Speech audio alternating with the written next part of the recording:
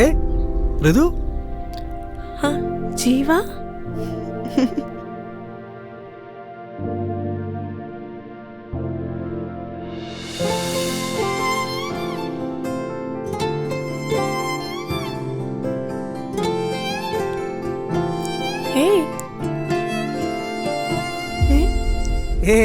ഒന്നുമില്ല, പെട്ടെന്ന് തന്നെ കണ്ടപ്പോഴേ. അല്ല താനെന്താ ഇവിടെ? ഇവിടെ എൻ്റെ ഒരു പടം നടക്കുന്നുണ്ട്. ഇവിടെ അടുത്തൊരു ഹോട്ടലിലാണ് ഞാൻ താമസിക്കുന്നത്. എടാ, എനിക്ക് നിന്നോടൊരു കാര്യം പറയാനുണ്ടായിരുന്നു. എന്തടോ? നിനക്കറിയാലോ, ഏർലി മോർണിംഗ് മുതൽ ലൊക്കേഷനിലോട്ട് പോയി ഷൂട്ടും കഴിഞ്ഞ് എത്ര വൈകിയാണ് നമ്മളൊക്കെ സ്വന്തം റൂമിലോട്ട് പോകുന്നത് അല്ലേ? ചെന്ന് മേക്കപ്പ് അഴിച്ച് കുളിച്ച് ഫുഡും കഴിച്ച് കിടക്കുമ്പം ഒരു നേരാവും. ഓ, ഇതാണോ തൻ്റെ വലിയ കാര്യം? ഇതൊക്കെ നമ്മുടെ പ്രൊഫഷൻ്റെ ഭാഗമല്ല ഋതു. ജീവ, പ്രോബ്ലം അതല്ല. പിന്നെ നിന്റെ ഫസ്റ്റ് പടത്തിൽ നിന്നോടൊപ്പം ആക്ട് ചെയ്ത ഒരു അമറില്ലേ? അമർ ചില പടങ്ങളിൽ എന്നോടൊപ്പം വർക്ക് ചെയ്തിട്ടുണ്ട്. ഈ കഴിഞ്ഞ മാസം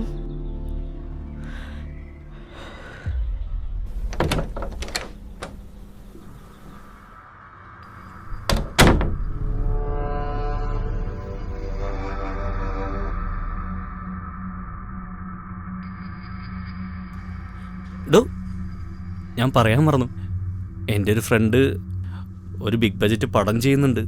അതിൽ ഹീറോയിനായിട്ട് ഹൃതികയാണ് ഞാൻ സജസ്റ്റ് ചെയ്തിരിക്കുന്നത്. താനൊന്ന് മനസ്സ് വെച്ചാൽ അത് സാധിക്കും. എനിക്കറിയാം. കൈയെടുക്കടാ, കൈയെടുക്കാൻ.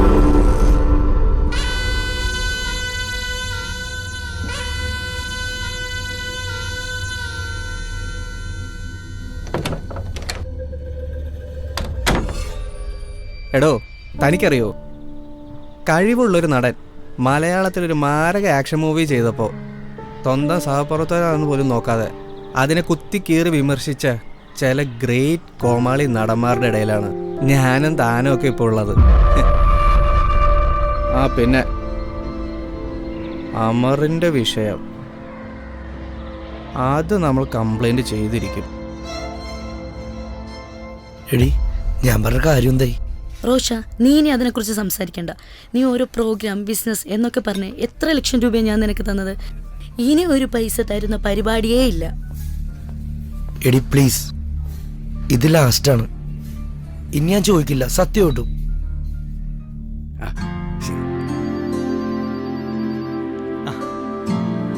സാന്ദ്ര, ഞാനിപ്പോ തന്നെ കുറിച്ച് ഓർത്തേ ഉള്ളൂ. എടോ, ഞാനൊരു കാര്യം പറയാൻ വേണ്ടിട്ട് വിളിച്ചതാ. പറയടോ. എനിക്ക് അത്യാവശ്യമായിട്ട് ഒരു 1 lakh rupees വേണം. താൻ എന്നെ ഈ പറയുന്നേ? കഴിഞ്ഞ മാസമല്ലേ ഞാൻ തനിക്ക് 1 ലക്ഷം രൂപ തന്നത്? എന്നെ ഇപ്പൊ പെട്ടെന്ന് പറഞ്ഞില്ലേ, എനിക്ക് പേയ്മെന്റ് ഒന്നും ഇതുവരെ കിട്ടിയിട്ടില്ല. എനിക്കാണെങ്കിൽ ഇപ്പൊ ചെറിയൊരു അത്യാവശ്യം ഉണ്ടായിരുന്നേ. ഓക്കെ, താനിപ്പോ എവിടെയാ? ഞാനിപ്പോ ഷൂട്ടിലാണ്, അതുകൊണ്ടാണ് അയക്കാൻ പറഞ്ഞത്.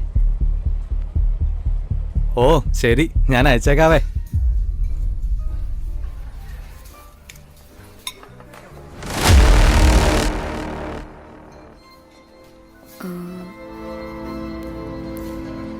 എന്താടോ? ഇതായിരുന്നല്ലടി നിന്റെ ലൊക്കേഷൻ. എന്താടോ? അന്ന് നിന്നെ തേച്ചിട്ട് പോയവനല്ലേ, അന്ന് നിന്നെ ജീവിതത്തിലേക്ക് കൊണ്ടുവന്നത് ഞാനായിരുന്നു.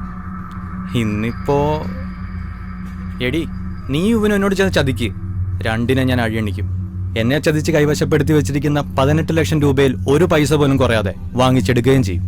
നിന്നെയും വെക്കുമ്പോ നിനക്ക് ബോധ്യമാവും. വേണ്ട റോഷൻ, അവൻ പൊയ്ക്കോട്ടെ. എനിക്കറിയാം ഇതെങ്ങനെ പരിഹരിക്കുന്നു.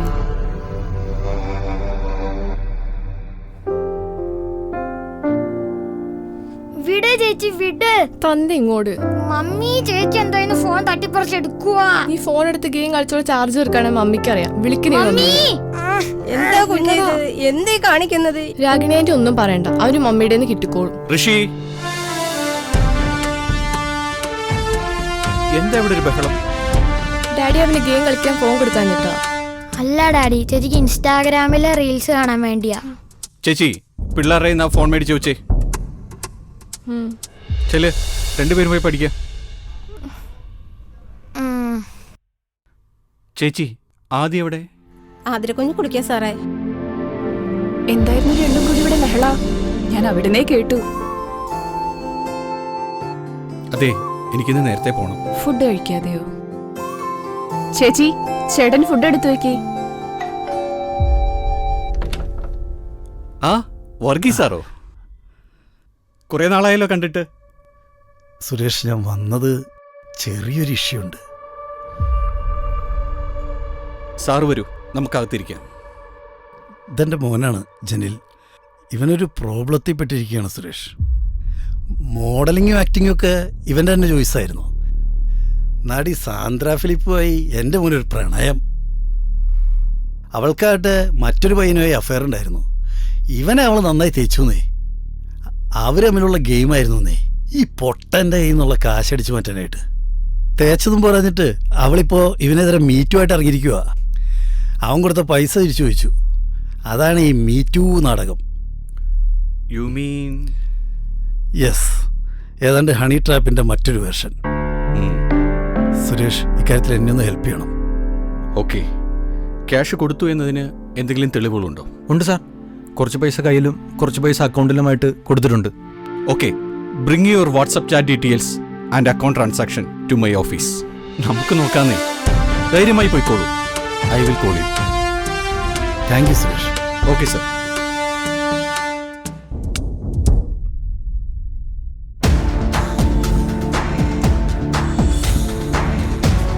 ജനിൽ, നടി സാന്ദ്ര ഫിലിപ്പിനെ പോലെയുള്ള ഒരാൾ താങ്കൾക്കെതിരെ ഇങ്ങനെ ഒരു ആരോപണം ഉന്നയിക്കുന്നതിനെ താങ്കൾ എങ്ങനെ നോക്കിക്കാണുന്നു? ആരോപണം ഉന്നയിക്കുവാണെന്ന് നിങ്ങൾ തന്നെ പറയുമ്പോൾ പിന്നെ ഞാനെന്ത് പറയാനാ? പ്രഭാതത്തിൽ ഒരു പക്ഷി കഷ്ടിച്ചാൽ പോലും ഒരു വലിയ വാർത്തയാക്കാൻ നിങ്ങൾ ഈ കഴിഞ്ഞ മാസമല്ലേ നിങ്ങളുടെ ചാനലിന്റെ ഒരു വാഹനം രണ്ടുപേരെ ഇടിച്ച് തെറിപ്പിച്ച് വീഴ്ത്തിയത്? എന്നിട്ട് വാർത്തയിൽ നിങ്ങളുടെ ചാനലിന്റെ പേര് മാത്രം വന്നില്ലല്ലോ. വൈ? ഇത്ര അലിഗേഷൻസ് അല്ലേ കുറച്ച് നാൾ മുന്നേ നിങ്ങളുടെ മാധ്യമ ലോകത്തുണ്ടായിരുന്നത്? അവരൊക്കെ ഇപ്പോഴും ഓരോ ചാനലിൽ മാറി മാറി ഇരുന്ന് ന്യൂസ് വായിക്കുന്നുണ്ടല്ലോ. അപ്പോൾ താങ്കൾ തെറ്റൊന്നും ചെയ്തിട്ടില്ല എന്നാണോ പറയുന്നത്? ഞാൻ എന്നെ ന്യായീകരിക്കല്ല. അവസാന വാക്ക് മീഡിയയിലല്ലോ, കോടതിയല്ലേ. ഇനി ഇതിന്റെ പേരിൽ റിപ്പോർട്ടർമാരെ ഭീഷണിപ്പെടുത്തിയെന്ന് പറഞ്ഞ് ഇനിയൊരു കേസും വേണ്ട. തൽക്കാലം എന്നെ വഴിവിടും.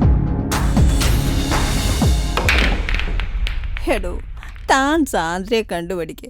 ഈ സീസണിൽ ഇതൊരു സുവർണാവസരമാ. ഏതെങ്കിലും ഒരുത്തം പീഡിപ്പിച്ചെന്നങ്ങ് പറഞ്ഞാൽ മതി.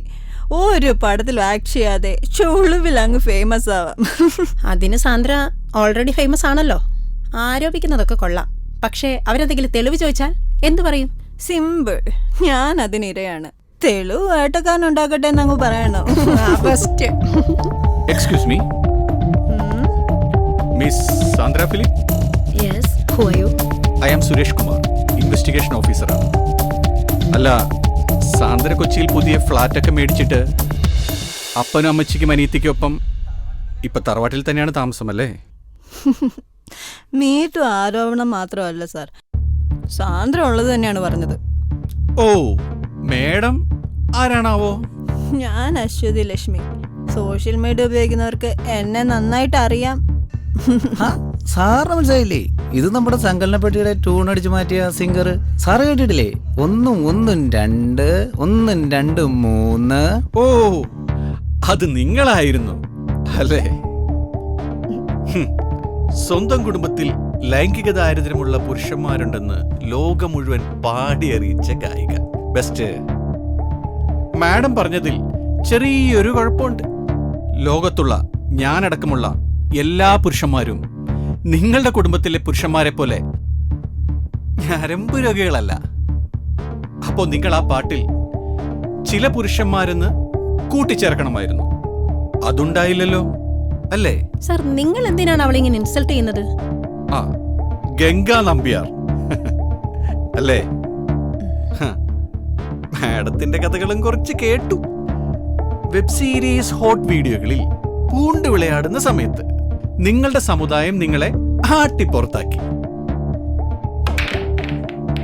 അതോടെ ആ പഴയ പേരും അങ്ങ് മാറ്റി.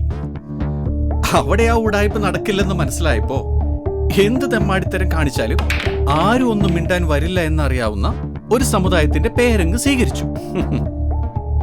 പരിശുദ്ധ ഗംഗയിൽ കുളിച്ചാലും ഈ മാലിന്യം മാറാൻ പോകുന്നില്ല മാഡം. സർ, നിങ്ങൾ എന്നോടല്ലേ സംസാരിക്കാൻ വന്നത്? തൽക്കാലം ഞാൻ പോകുന്നു. പക്ഷേ ഇനി നമ്മൾ തമ്മിൽ കാണുമ്പോൾ ഇത്രയും കോൺഫിഡന്റ് ഉള്ള ഈ പുഞ്ചിരി മിസ് സാന്ദ്ര ഫിലിപ്പിന്റെ മുഖത്തുണ്ടാവില്ല. I am sure.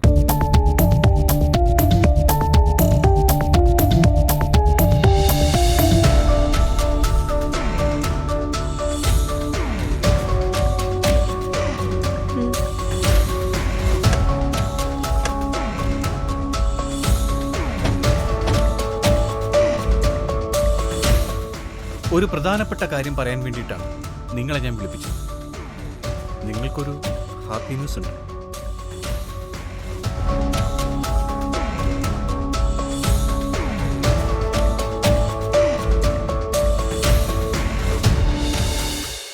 അമറിനെതിരെ നാളെ ജാമ്യമില്ലാ വകുപ്പ് പ്രകാരം കേസെടുക്കുന്നുണ്ട്.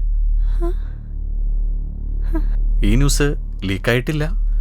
അതുകൊണ്ടാണ് ഞാൻ നേരിട്ട് വന്നത്. എനിക്ക് മുകളിൽ നിന്ന് നല്ല പ്രഷറുണ്ട് ഇത് സോൾവ് ചെയ്യാൻ വേണ്ടി. അതുകൊണ്ടാണ് ഞാൻ നിങ്ങളോടിപ്പോൾ. മനസ്സിലായി സാർ. ഞാനിതിനു മുൻപ് സമാനമായ 2 കേസുകൾ അന്വേഷിച്ചിരുന്നു. അതിൽ 2 പേരെനിക്ക് അനുകൂല റിപ്പോർട്ടാണ് തന്നിരിക്കുന്നത്. അതുകൂടെ കൂട്ടിയിട്ടാണ് ഞാൻ കേസ് ഫയൽ ചെയ്തിരിക്കുന്നത്. പക്ഷേ എനിക്ക് നിങ്ങളുടെ സപ്പോർട്ട് കൂടിയേ തീരൂ. Sure sir. എന്നെ പോലൊരു പെൺകുട്ടിക്ക് ഇത്തരത്തിൽ ഇനി ആരിൽ നിന്നും ഒരു ചൂഷണം ഉണ്ടാവരുത്. അത്രേ ഞാൻ ഉദ്ദേശിച്ചുള്ളൂ. നാളെ ഈ കേസിൽ ഒരു പക്ഷേ നിങ്ങൾക്കും സമാനമായ ഒരു പ്രഷർ ഉണ്ടായേക്കാം. 2-3 ദിവസത്തേക്ക് നിങ്ങൾ ഫോൺ സ്വിച്ച് ഓഫ് ചെയ്യുന്നത് നന്നായിരിക്കും. എന്തായാലും ഈ കേസിൽ നിങ്ങൾ ഉറച്ചു തന്നെ നിൽക്കണം. ശരി സാർ. ഇത്തവണ എന്തായാലും അവനെ ഞാൻ പൂട്ടിയിരിക്കും.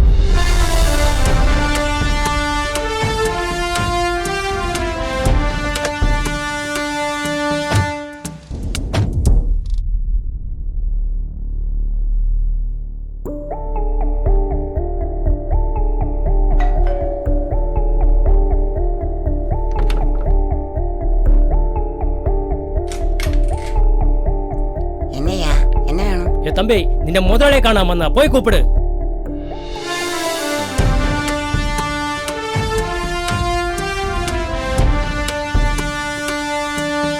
ആരാ മനസ്സിലായില്ല. ഞാനൊന്ന് പുറത്തേക്ക് ഇറങ്ങാൻ പോവുകയായിരുന്നു. താങ്കൾക്ക് എന്നെ മനസ്സിലായില്ലെങ്കിലും താങ്കളുടെ മകൾ സാന്ദ്ര ഫിലിപ്പിന് എന്നെ നന്നായിട്ടറിയാം. എവിടെ സാന്ദ്ര? എവിടെ? സാറ് പറഞ്ഞ കേട്ടില്ലേ? സാന്ദ്ര വിളിക്ക്. സാന്ദ്ര, സാന്ദ്ര.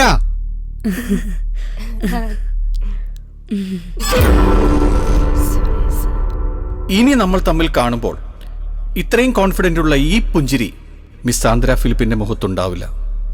ഐ ആം സുരേഷ് കുമാർ, നിങ്ങളുടെ മകൾ സാന്ദ്ര ഫിലിപ്പുമായി ബന്ധപ്പെട്ടിട്ടുള്ള മീറ്റു പരാതി അന്വേഷിക്കുന്ന ഇൻവെസ്റ്റിഗേഷൻ ഓഫീസർ. മോളുടെ ലീലാവിലാസങ്ങൾ എന്തെങ്കിലും അപ്പൻ അറിയുന്നുണ്ടോ? അതോ അപ്പനും മോളും തമ്മിലുള്ള ഡ്രാമയാണോ ഇത്? ഒരു പെണ്ണിന് ഒരാണിനെ അപമാനിക്കാൻ, അയാളുടെ കരിയർ ഇല്ലാതാക്കാൻ, സമൂഹത്തിന് മുന്നിൽ തെറ്റുകാരനാക്കാൻ ഒരു സ്ത്രീയുടെ നാവു മാത്രം മതി എന്നുള്ളൊരവസ്ഥ, അത് അപകടകരമാണ്. ആ പിന്നെ നിങ്ങൾ തെളിവോടുകൂടിയാണ് സംസാരിക്കുന്നതെങ്കിൽ നിങ്ങളെ സപ്പോർട്ട് ചെയ്യാൻ എല്ലാവരും ഉണ്ടാവും. അതല്ലാതെ മറ്റൊരാളുടെ മേൽ പക തീർക്കാനോ സ്വയം പ്രശസ്തിക്കോ വേണ്ടി വെറുതെ അധര വ്യായാമം നടത്തുന്നത് ശരിയല്ല. കാരണം അഭിമാനം അതാണിനും പെണ്ണിനും ഒരുപോലെയാണ്. അത് മറക്കരുത്. നിങ്ങളെപ്പോലുള്ള സ്ത്രീകൾ ഇങ്ങനെ വ്യാജ പരാതി കൊടുക്കുമ്പോൾ ശരിക്കുള്ള പരാതിയുമായി വരുന്ന സ്ത്രീകളെയും ഞങ്ങൾക്ക് സംശയദൃഷ്ടിയാൽ നോക്കിക്കാണേണ്ടി വരും. എന്റെ പൊന്നെ സാറേ, ഏതോ ഒരു പയ്യൻ അവളെ പറഞ്ഞു പറ്റിച്ചു, പൈസയുമായി ബന്ധപ്പെട്ട് അവളെ ചതിച്ചു എന്നൊക്കെയാണ് ഇവൾ എന്നോട് പറഞ്ഞത്. അല്ലാതെ എനിക്കൊന്നും അറിയത്തില്ല സാറേ. എന്നാ സാറേ പ്രശ്നം? വെയിറ്റ് സതീശ, അതിങ്ങട് അപ്പനിത് കണ്ടിരിക്കണം. മോളുടെ chat history, call list, account details, കാമുകന്മാരുമായിട്ടുള്ള സെൽഫികളും. ഇനിയൊരു പ്രധാന തെളിവ് കൂടിയുണ്ട്.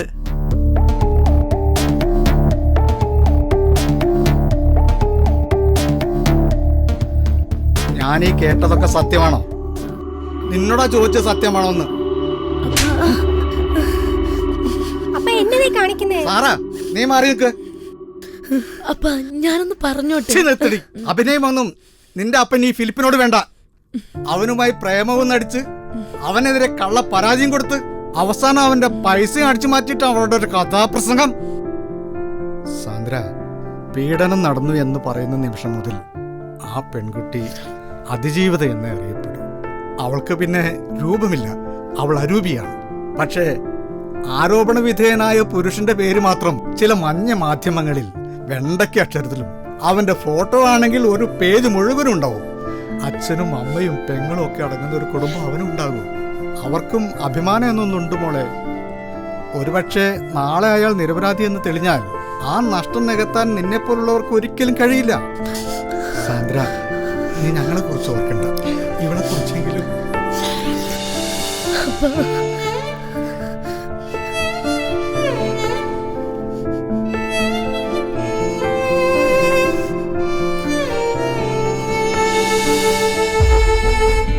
സർ, സ്ത്രീകൾക്ക് അനുകൂലമായൊരു ലീഗൽ പ്രൊട്ടക്ഷൻ, അത് എന്നെപ്പോലുള്ള സ്ത്രീകൾ തന്നെ ദുരുപയോഗം ചെയ്യുമ്പോൾ പിന്നെ മീറ്റു എന്നല്ല, ഇതുപോലുള്ള ഏതൊരു ക്യാമ്പയിൻ ആയാലും അതെല്ലാം വെറും ഒരു പ്രഹസനമായി മാറുമെന്ന് ഇപ്പൊ എനിക്ക് മനസ്സിലായി. I am sorry sir, I regret it now.